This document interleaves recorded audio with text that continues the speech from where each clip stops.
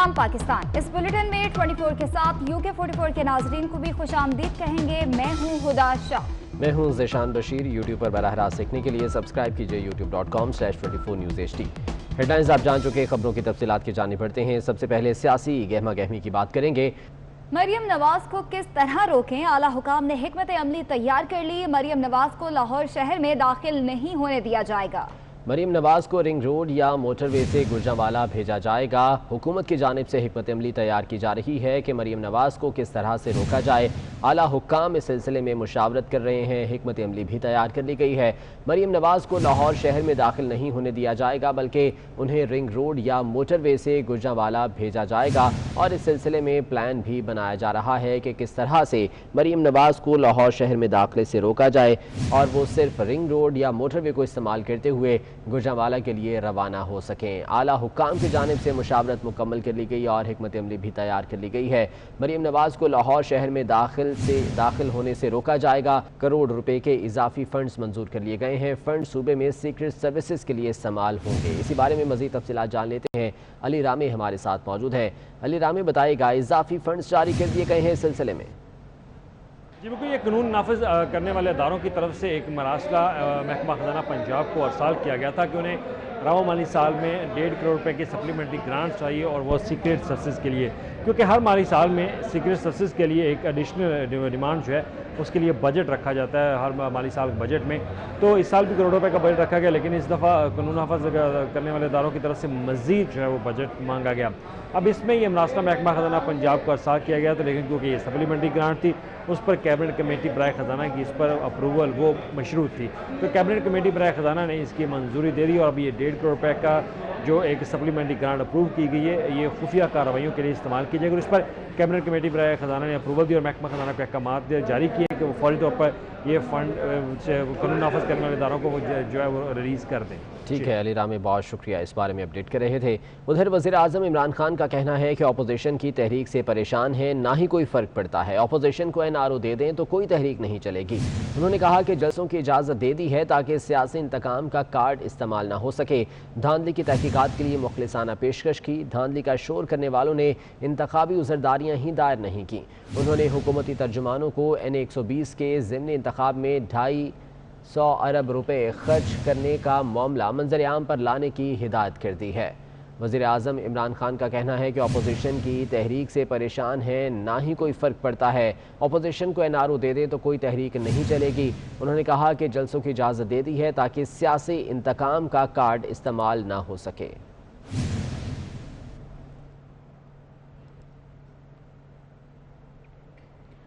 वज़ीर आज़म इमरान खान कहते हैं कि उन्होंने जलसों की इजाज़त दे दी है, लेकिन गुजरांवाला की इंतजामिया ने ताहाल PDM को जलसे की इजाज़त नहीं दी। नून लीग ने GT रोड को ही जलसागाह बनाने की तैयारियां तेज कर दी हैं। राना जाहिद हमारे साथ मौजूद हैं। जाहिद, बताएगा क्या अपडेट्स हैं इस हवाले से? हाँ जी बिल्कुल, गुजरांवाला में PDM का पहला पावर शो 16 अक्टूबर को होगा, तो इस हवाले से एक रोज बाकी है। लेकिन अभी तक गुजरांवाला की इंतजामिया की जनब से जो मुस्लिम लीग नवाज की जो क्यादत है उसको जलसे के हवाले से इजाजत नहीं दी गई। इस हवाले से जब मुतअद्दिद बार हमारा DC गुजरांवाला से रब्ता करने की कोशिश की तो जो PRO हैं उनकी जानब से ये कहा गया कि इस हवाले से किसी किस्म का भी कोई मौक़िफ़ नहीं दिया जाएगा। ये सूरत दिखाई दे रही है। अभी गुजरांवाला में एक तरफ तो बड़े बड़े ऐलानात किए जा रहे हैं, तो जबकि दूसरी जानब जलसे में एक रोज बाकी है और अभी तक गुजरांवाला की जिला इंतजामिया की जानब से जो PDM का जलसा है उसके हवाले से इजाजत नहीं दी गई। तो इसी हवाले से जो मुस्लिम लीग नवाज की जो क्यादत है उन्होंने GT रोड पर ही जलसा करने का ऐलान किया। ठीक है, बहुत शुक्रिया आपका।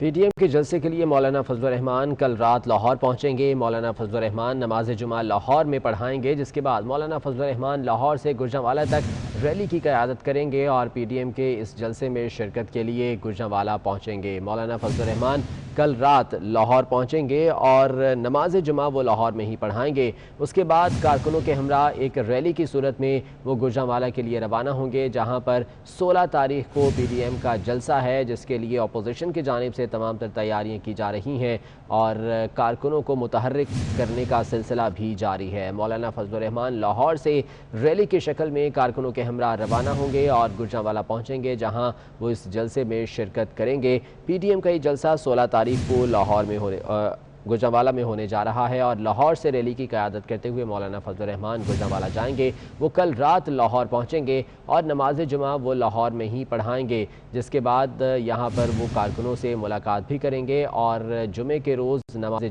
जुमा करने के बाद कारकुनों के हमरा रैली की सूरत में वो रवाना होंगे गुजरांवाला के लिए, जहां पर पीडीएम का बड़ा जलसा होगा। गुजरांवाला में 16 तारीख को ये जलसा है और उसके लिए तमाम जो अपोजिशन जमातें हैं उनके कायदीन अपने कारकुनों के हमरा यहाँ पहुँच रहे हैं। उस्मान खान हमारे साथ मौजूद हैं, उनसे मज़ीद जान लेते हैं।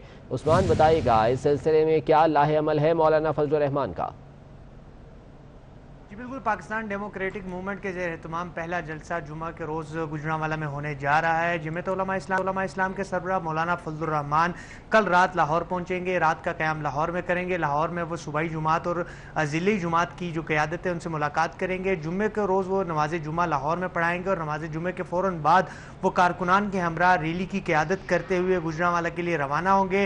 रात के वक्त वो उनका ये काफ़िला गुजरांवाला पहुँचेगा। रस्ते के मुख्तलिफ मुकामात पर मौलाना फजल रहमान के खुतबात जो है वो मुतवक्की है, जबकि जब ये काफिला गुजरांवाला पहुंचेगा तो मौलाना फजल रहमान पीडीएम के ज़ेर तमाम जो पहला बाज़ाब्ता और बड़ा जलसा होने जा रहा है हुकूमत मुखालिफ तहरीक का, उससे इख्तितामी खिताब जो है वो मौलाना फजल रहमान का होगा। जबकि मौलाना फजल रहमान ने आज ही पार्टी के मरकजी सेक्रेटरी जनरल मौलाना अब्दुल गफूर हैदरी को लाहौर भिजवा दिया है। मौलाना अब्दुल गफूर हैदरी कल दिन भर लाहौर में जो है मुख्तलिफ सियासी, समाजी और जो वकला तंजीमें हैं, ताजर तंजीमें हैं, उनसे मुलाकातें करेंगे और जुम्मे के रोज़ जो मौलाना फजल रहमान की जो क़यादत में बड़ा काफिला गुजरांवाला के लिए रवाना होगा उसमें शिरकत की दावत देंगे।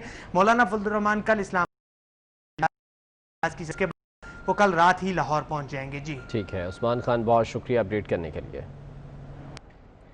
गवर्नर पंजाब चौधरी मोहम्मद सरवर का कहना है कि हुकूमत को मशवरा दिया है कि अपोजिशन पर सख्ती ना करें, गिरफ्तारियां भी ना की जाएं। प्रोग्राम नसीम जहरा @8 में गुफ्तगू करते हुए उनका कहना था कि यकीन दिलाता हूं कि मरियम नवाज की गिरफ्तारी से मुतालिक कोई बात नहीं हुई। उन्होंने मजीद क्या कहा, आइए आपको भी दिखाते हैं। मरियम नवाज को अरेस्ट करने की बात हो रही है, ये इस पर बातचीत हो रही है कि क्या 2 जलसों के बाद अरेस्ट करें, क्या राय देंगे? आपको यकीन दिलाता हूं कि इस किस्म की कोई डिस्कशन जो है कम अज़ कम मेरी मौजूदगी में किसी भी सियासी प्लेटफॉर्म पे नहीं हुई है कि हम किसी को अरेस्ट करना चाहते हैं या किसी के ख़िलाफ़ केस बनाना चाहते हैं। अपोजिशन जो है उनको एहतजाज करने का हक हासिल है। हुकूमत को भी मेरी राय थी कि इनको सख्ती के साथ ना रोका जाए, इनको लाहौर से निकलने दिया जाए, क्योंकि ये इज़हार आज़ादी जो है, मार्च करना है, प्रोटेस्ट करना है, तो ये अपोजिशन का लोगों का हक है। गुजरांवाला में जलसा वो करना चाहते हैं, पार्टी ने कोई गिरफ्तारियां नहीं शुरू की हैं, कोई रोकथाम नहीं लगाई है। तारीख हमें यह बताती है कि ताकत के ज़रिए आप किसी अपोजिशन को ख़त्म नहीं कर सकते। महंगाई आउट ऑफ कंट्रोल होने पर हुकूमती अरकान घबरा गए। Chairman task force price control committee Sardar Khurram लगारी ने इस्तीफा दे दिया।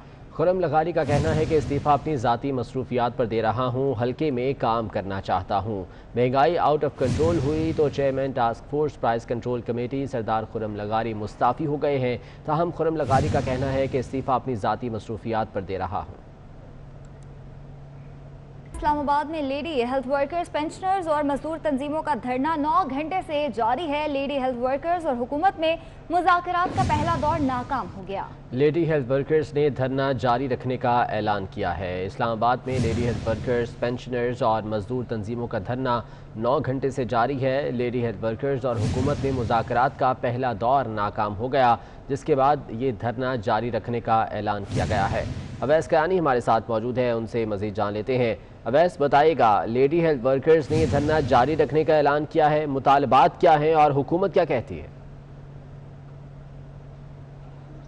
बिल्कुल जी, अब से कुछ देर पहले जो है मुज़ाकराती जो कमेटी थी उसकी तरफ से ये बताया गया है कि मुज़ाकरात ताहाल जो है वो कामयाब नहीं हुए और उसके बाद जो है उन्होंने ऐलान किया है कि हम उस वक्त तक यहाँ पर बैठेंगे जब तक हमारे मुतालबात जो हैं वो तस्लीम नहीं हो जाते। और हुकूमत की तरफ से उनको कहा जा रहा है, वफाकी हुकूमत की तरफ से, कि आपके जो मसाइल हैं वो सूबाई हुकूमतें जाके हल करेंगी और आप उनके पास जाएं। लेडी हेल्थ वर्कर्स के जो मुतालबात थे वो जो है एक एक करके उनके सामने रखे हैं, जिसमें हेल्थ के जो हैं वजारत हेल्थ के जो सीनियर जो ब्यूरोक्रेसी है वो भी इसमें मौजूद थी। लेकिन अब ये कहा जा रहा है कि उनकी तरफ से कोई वाज़ेह जो है पैगाम नहीं दिया गया, जवाब नहीं दिया गया। सिर्फ ये कहा गया है कि आप सूबों की तरफ जाएं और जो रुखसाना जो हैं, जो उनकी हेड हैं और कमेटी की, उनके मुताबिक सिर्फ टरकाया जा रहा है। लेकिन दूसरी तरफ अगर देखा जाए तो यहाँ पर कॉल दे दी गई है कि यहाँ पर ही स्टे किया जाए जब तक कोई हमें जो है यकीन दहानी नहीं करवाई जाती।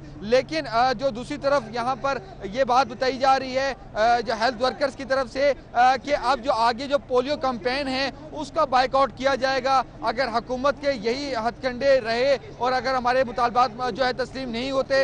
अब जो डी चौक की जो सूरत हाल है वो इस वक्त यहाँ पर ये है कि हम देख रहे हैं कि यहाँ पर जो खवातीन है जो अपने बच्चों के साथ आई हुई हैं वो यहाँ पर जो है खुले आसमान तले, क्योंकि इस वक्त इस्लामाबाद में जो है वो ठंड में भी मुसलसल इजाफा होता जा रहा है और यहाँ पर वो अपने बच्चों के साथ बैठी हुई है सड़क पर डी चौक पर, और हर किसी की कोशिश है कि वो यहाँ पर ही रहें। कुछ तकरीर होती रही हैं अभी जो है ख़त्म हुई है उसका सिलसिला। लेकिन दूसरी तरफ लेडी हेल्थ वर्कर के साथ जो क्लर्क एसोसिएशन है, मर्द हजरात भी हैं जो दूसरी तरफ इसके जो डी चौक की दूसरी तरफ बैठे हुए हैं और उनके भी तकरीर जारी हैं। और हमारे जो ज़राए बता रहे हैं कि इनकी उमर अयूब और जो वजारत ख़जाना और जो दीगर जो हुकाम हैं उनके साथ मुज़ाकरात हुए हैं, लेकिन वो भी ताहाल जो हैं कामयाब नहीं हो सके। लेकिन इस वक्त यहाँ पर ठंड काफ़ी बढ़ चुकी है और यहाँ पर जो है तकरीर से जो है इसको माहौल को गरमाया जा रहा है। अब से कुछ देर पहले जो है ये लाइट्स ऑन करवाई गई हैं जब टीवी चैनल्स पे खबरें चली हैं, उससे पहले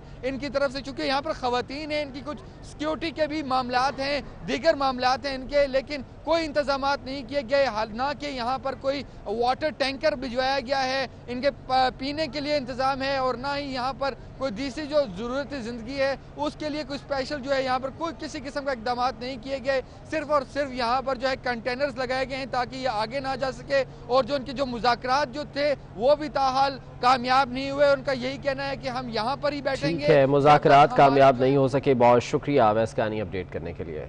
मौसम सरमा की आमद से कबल कराची वालों के लिए समंदर किनारे मजे मजे के खानों का फेस्टिवल सजाया गया है। इसी बारे में मजीद तफसीलात जान लेते हैं। मोहम्मद कामरान हमारे साथ मौजूद हैं। कामरान, अपडेट कीजिएगा। जी बिल्कुल, शहर में कोरोना वायरस के ख़तरे के पेश नज़र हर किस्म की जो सरगर्मियाँ हैं वो मुकम्मल तौर पे ही मुअत्तल हो गई थी या महदूद हो गई थी। लेकिन अब एक मरतबा फिर से कराची शहर के अंदर जो सरगर्मियाँ हैं वो दोबारा से एक दफ़ा फिर सरगर्मियों का सिलसिला शुरू हो गया। इस वक्त हम मौजूद हैं बीच लग्जरी होटल में, जहाँ पे एक सी फूड फेस्टिवल का यहाँ पे इनेकाद किया गया है। कैमरामैन अहमद अब्बास अगर आपको दिखाए तो यहाँ पे हर किस्म का सी फूड का जो मुख्तलिफ़ किस्म के जो अक़साम है वो यहाँ पे रखे गए हैं। यहाँ पे झींगा है, केकड़े हैं और मछलियों की हर किस्म के जो अक़साम है वो यहाँ पे रखे गए हैं। शहरियों की एक बड़ी यहाँ पे तादाद यहाँ पे मौजूद है, यहाँ पहुँच गई हैं। एडमिनिस्ट्रेटर कराची इफ्तिखार शेलवानी ने बाकायदा तौर पे इस सी फूड फेस्टिवल का बाकायदा तौर पे इफ्तिताह किया है। एक दफ़ा फिर से शहर में इस तरह की सरगर्मियों का आगाज़ होना एक खुश आइंद इसको करार दे रहे थे। जी ठीक है, बहुत शुक्रिया आपका। खेल के मैदान से खबर शामिल करेंगे। कौमी टीम के हेड कोच मिसबाह उल हक ने चीफ सेलेक्टर का ओहदा छोड़ने का बाकायदा ऐलान कर दिया। नए चीफ सेलेक्टर के लिए मोहम्मद अकरम, मोइन खान और राशिद लतीफ़ फेवरेट हैं। शुएब अख्तर ने मोहम्मद अकरम की हिमायत कर दी। दोहरी जिम्मेदारी का बोझ था, वज़ीर आज़म की हिदायत थी या पीसीबी का कोई दबाव था? एक साथ दो ओहदे रखने की वकालत करने वाले हेड कोच मिसबाह उल हक ने चीफ सेलेक्टर के ओहदे से इस्तीफा दे दिया। आज मैं यहाँ पे आप लोगों को बताने आया हूँ कि मैंने जो चीफ सेलेक्टर की जो रिस्पॉन्सिबिलिटीज़ हैं वो मैं छोड़ने जा रहा हूँ। प्रेस कॉन्फ्रेंस करते हुए मिसबाह उल हक ने कहा कि ओहदा छोड़ने की वजह चेयरमैन पीसीबी एहसान मानी या वज़ीर आज़म इमरान खान से मुलाकात या कोई दबाव नहीं, ये उनका ज़ाती फैसला है। कुछ रूमर्स जो चल रही हैं कि शायद इसकी कोई वजह चेयरमैन साहब से मीटिंग है या बोर्ड ने मुझे कुछ इसके बारे में कहा है, या शायद इमरान भाई से जो हमारी मीटिंग हुई उसकी कोई रीज़न है, या कुछ और इसकी वजह है। तो ऐसा कुछ नहीं है। मिसबाह उल हक 30 नवंबर तक अपने ओहदे पर काम करते रहेंगे और जिम्बाब्वे के खिलाफ टीम का इंतखाब भी करेंगे। 30 नवंबर तक मैं हूँ और ये जो दो टीमें हैं ये सिलेक्ट करूँगा जो नया चीफ सेलेक्टर आएगा वो 1 दिसंबर से काम करेगा। दूसरी तरफ बोर्ड ने सूबाई कोचेस पर मुश्तमिल सिलेक्शन कमेटी खत्म करने का फैसला कर लिया है। नई सिलेक्शन कमेटी 4 से 5 अरकान पर मुश्तमिल होगी और चीफ सेलेक्टर के ओहदे के लिए मोहम्मद अकरम, मोइन खान और राशिद लतीफ मजबूत उम्मीदवार हैं। साबिक स्पीड स्टार शोएब अख्तर ने मोहम्मद अकरम को चीफ सेलेक्टर के ओहदे के लिए बेहतरीन चॉइस करार दे दिया।